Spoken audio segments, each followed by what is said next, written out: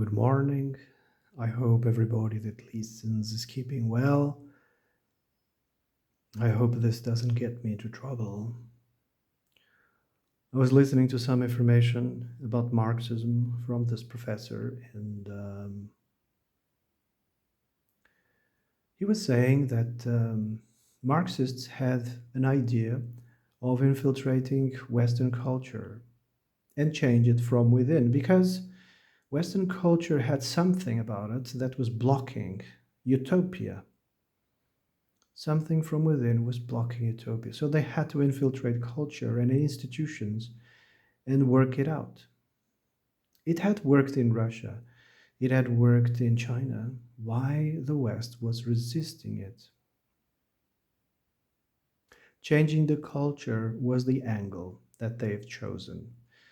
So Marxism as an economic theory became cultural Marxism. So the first thing they did was to hide the word cultural Marxism and they put it under the category of anti Semitism. Anyone using that word was considered a conspiracy theorist or an anti Semite. Cultural Marxism, in its appearance, worked very good in feudal societies. It took over Russia with the Bolshevik Revolution. It took over China with the Chinese Cultural Revolution. It seems it was able to take over feudal agricultural driven societies a lot easier. Or did it?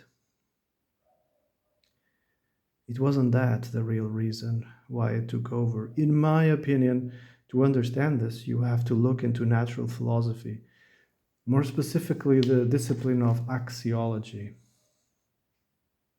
Many peoples of Asia, especially the ones of glaciated areas, the highest value lies in the cohesiveness of the group. Asians like China, Japan are examples of this. Everything they do is for the benefit of the group.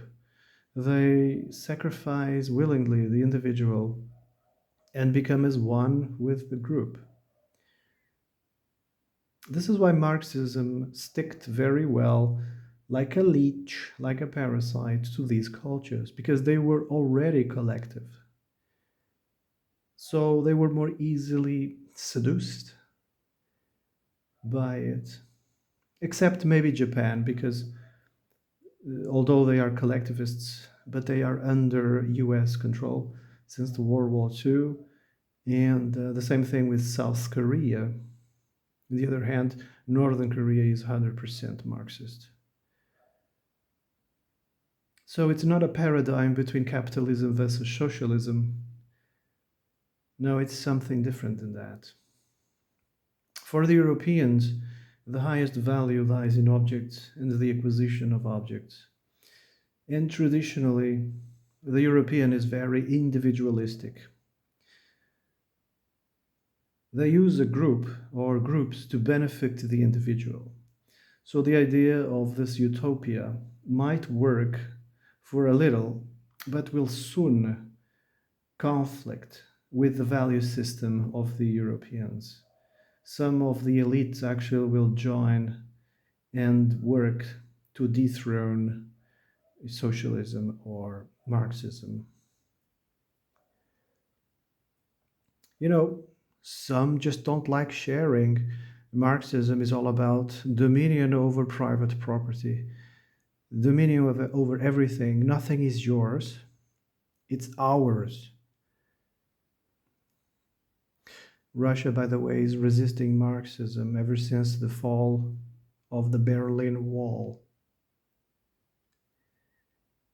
The Slavs have awakened to the deception of Marxism and are resisting. That's why there's a conflict right there. All the other nations of Europe are pretty much Marxists. It's just the Slavs that are in their way. Everything a Marxist says is actually the total opposite. Every European government is actually working against their people. They wish to change people. They wish to, the great replacement theory, they wish to replace everything under Marxism.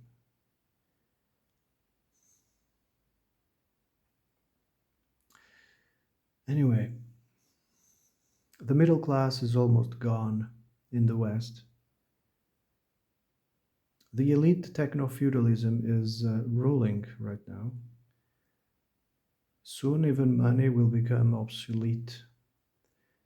This new way of exchange called hype coin or trash coin will unite everybody under digital feudalism. That's what the Marxists want, actually. Nothing is yours, it's ours.